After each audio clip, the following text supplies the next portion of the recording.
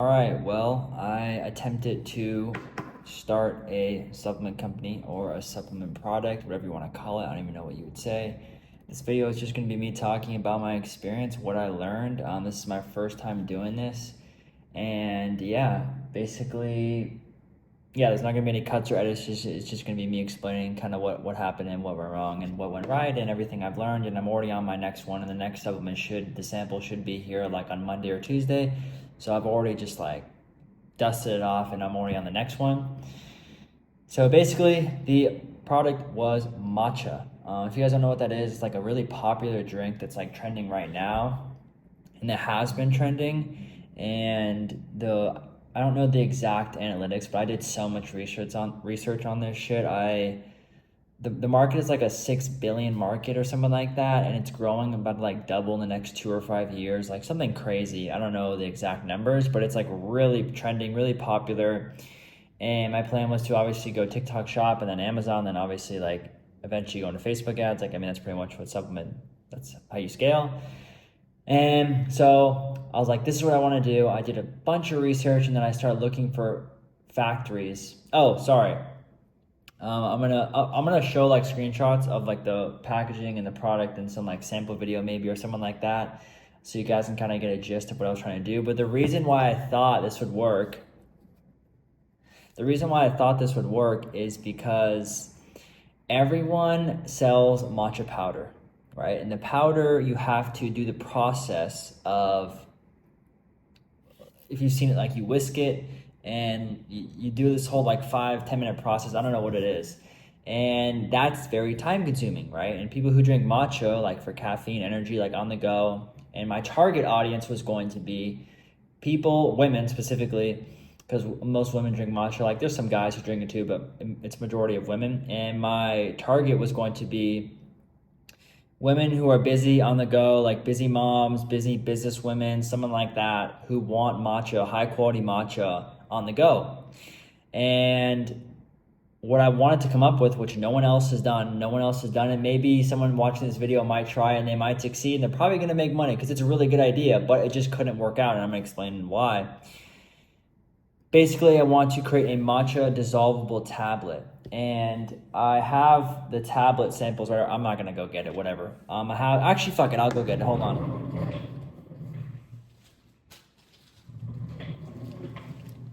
So here's the samples right here.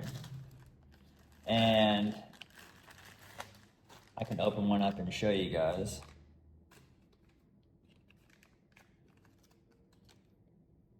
Bingo. Just kidding.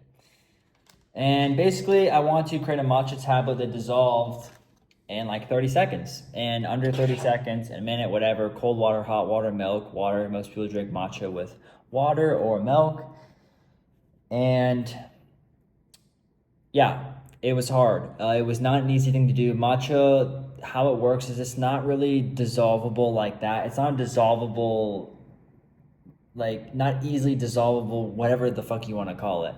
And the sample I found a person.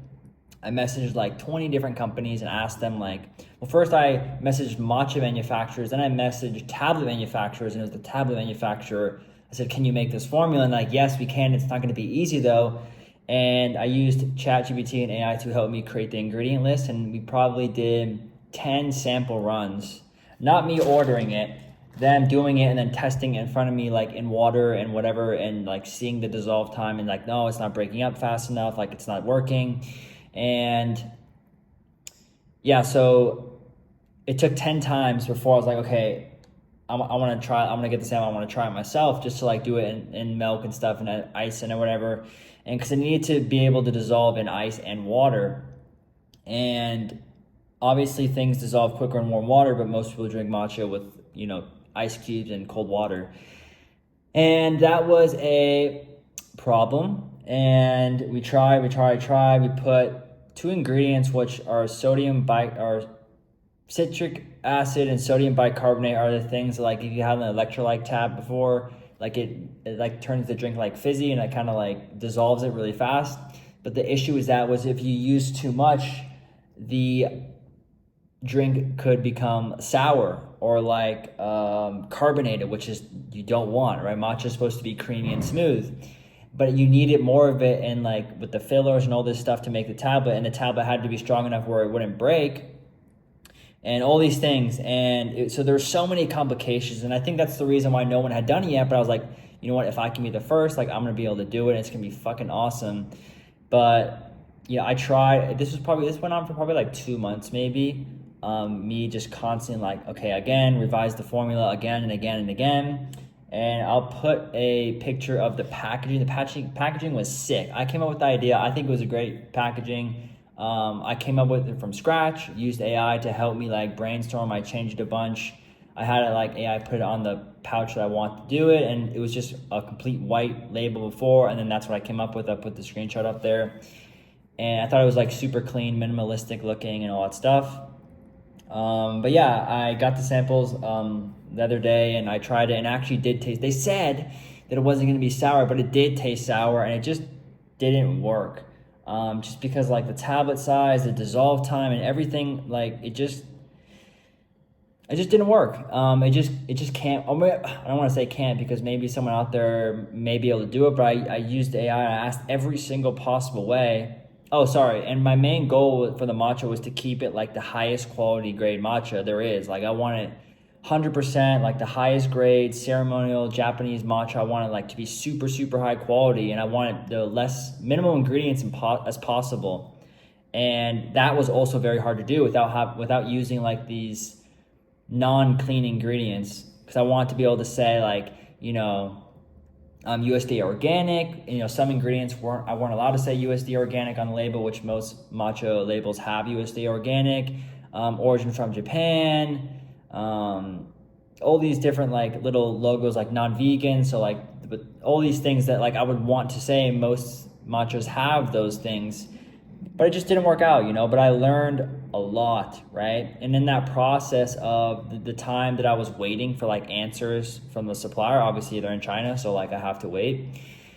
That time, I felt like it was like probably like the 8th time testing, I was like, this may not work. So I'm going to start looking for another supplement that I can differentiate myself from everyone else. Like that's why I did the matcha. Like the matcha is good on its own, but I want something that has like an edge. Like for example, everyone know like creatine, right? So creatine, like everyone does creatine powder, then creatine gummy, right? So something like that, something that's different. Everyone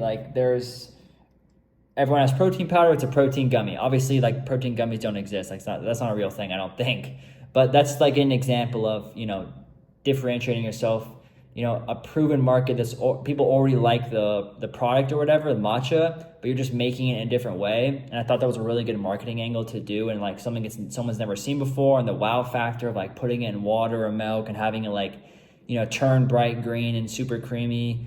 That would be like a mega wow factor, right? Obviously, like with organic, like I have skills with, going viral and making videos, and it would have been fairly easy for me to get some views just because of, the knowledge that I know. But yeah, I learned a lot. But so going back to around like the 8th product test, I started looking at a different product, and I'm not going to say what it is, of course, but it was a lot easier the next time around to talk with manufacturers and talk with, these companies or whatever, and be more like clear about what I want. Cause like, obviously the first time I didn't know what I was doing. I didn't know what to ask. So this time it was a lot more clear and just straight to the point. This is what I want, and reasonable expectations of like when to expect, how long the processing time, like how long is it going to take to get the sample, how long is it going to take to ship here, all these things, what's the price, MLQ, these ingredients, does it work, does it not, like all these different questions that I kind of had experience with doing it the first time. So it went a lot quicker, and like I said, that supplement sample should be here next week. It's Saturday right now, so yeah, I think it's supposed to be like Monday or Tuesday. So pretty good. And then if that works out well, I'm going to order a big batch of them. This one, again, with the matcha, I forgot to mention as well, since I was wanting to use the highest quality grade matcha, the price was expensive. Like that pouch that I put up on the screen, that was going to cost around like $8 or $9. So I would have had to have sold it around like 50. which is pretty high, pretty up there for like the matcha powders and what you get. And because again, sorry, each serving, the recommended serving size for matcha is 2 grams in each tablet, and these tablets are 1 gram. Because the 2 gram tablets that I originally wanted, they just wouldn't dissolve. It took like 10 minutes for it to dissolve. It just wasn't gonna happen. So we had to go down to 1, and then the serving size would be obviously like 2 or 3, however many you want, but the recommended one is 2. Some Mustang driving around, but yeah, but just I think the main takeaway is supplements are obviously where it's at. Like that's like a no-brainer. And I did so much research just about supplements in general, and the deep diving in the research of like, who's my consumer, who am I marketing to, does the branding affect that, like how is the packaging going to look? If I'm marketing towards like someone who's like clean, busy, on the go, like business, then that's got to reflect on the packaging. Who am I trying to target? Am I trying to target like women or men? Or a great example of this is like if you go into any grocery store and there's hundreds of protein powders, right? The whole fucking wall is plastered with a bunch of different protein powders, but each protein powder targets a specific person. Ghost protein powder has like some crazy cereal type protein shit. Like they're obviously not marketing towards a 60-year-old guy who wants to be healthy and go to the gym. They're marketing towards a kid, or not a kid, like a teenager or whatever, someone who like loves the gym or whatever. Some clean vegan protein with maybe like a flower on it. They're marketing maybe towards a woman, right? More minimalistic, modern, like those type of things. I learned a lot with like the label and like making the packaging and like doing a lot of research and analyzing like, it's not necessarily a supplement itself, but who am I trying to target? Again, another example is like creatine, right? There's 5 billion creatine gummies and creatine powders, right? A perfect example is like a creatine, and then someone made like a creatine gummies for your butt for like a girl or some shit, and the label is pink. That's like a perfect example of you're selling to like the ideal customer and the consumer, and that's something I really learned a lot. And that's what I kind of took into consideration when looking for the second product. Like I said, the second product I already did it or whatever, but just that was a big learning experience. I mean, yes, this failed. I think it cost me also like $200 for the whole 2 months for the testing, whatever, everything, like the 10 different tests or whatever, which isn't that bad. I mean, you're gonna have to fork out some money. This one was a little bit cheaper, the next one that I did. But either way, like $100-200 is a pretty reasonable price for getting the samples made and stuff. So it's not actually that expensive to start. Obviously it's expensive to order the inventory, right? But people overcomplicate it, and they just they think you need like 10 grand. Like you do not need fucking 10 grand, bro. You don't need 10 grand anyways. But yeah, going back to the marketing thing, that was something I learned a lot, just like with the label and everything. I'm kind of repeating myself, but that was just like a super valuable thing. And that to me was like paying some mentorship, but I learned through just like, not failure. I mean, I didn't fail. I don't look at like I failed, but I learned a lot for the next time around. And yeah, so I don't think there's that much else to say. Who knows how many people are going to watch this. If you're thinking about starting a supplement, you should definitely look into it. I mean, it's definitely great. Like that reoccurring revenue is just absolutely cracked, and having your own brand that people just can't copy. And if they do, obviously you just fucking take them down. But differentiating yourself is like a massive one with like the matcha thing, right? So even if someone wants to copy that, they can't just like copy the shit next day. Like they have to find a manufacturer, get the formula, or re-improve on the formula, or change the formula a little bit to make it custom to them. And that is like something that is different from like regular drop shipping, obviously, like what I do. So I like that. I like being like, what's it like being in a blue ocean and then you're in a red one? Fucking hell, I don't know, something like that. But yeah, so I learned a lot. The next one, I'm like 99% sure that I'm going to be ordering. If the sample is right, hopefully the fuck it is, I don't want to wait. If the sample is right, I'll probably be ordering probably 1,000 of that supplement, and yeah, launch on TikTok Shop, and then backfill the Amazon and Facebook ads or whatever. But initially TikTok Shop for sure. And that's a whole different video. That's a whole different thing of like the process of doing that I research as well. Because I have sold stuff on TikTok Shop before, so I know how like to set up the account and everything, and that works and stuff.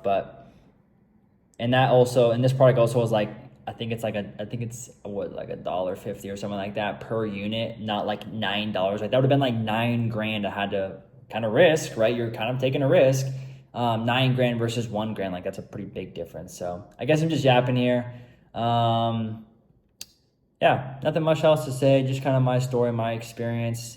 You know, hopefully it sounds just like it's not that complicated, bro. It's not that crazy. Like I wanted to learn it, I wanted to do it, and this is what I want to do. So I fucking just every single day I just researched and edited it and made the logo and did this and nutrition fact and market research and customer research and who am I selling to, all these different things for free. I didn't pay anyone. I didn't ask anyone for help. Like just me. I just learned it. It's not that complicated if you really want to do it. And I'm just like a fucking persistent, stubborn motherfucker, right? So, all right, that's it for the video. If you like the video, you can like the video and subscribe or something like that.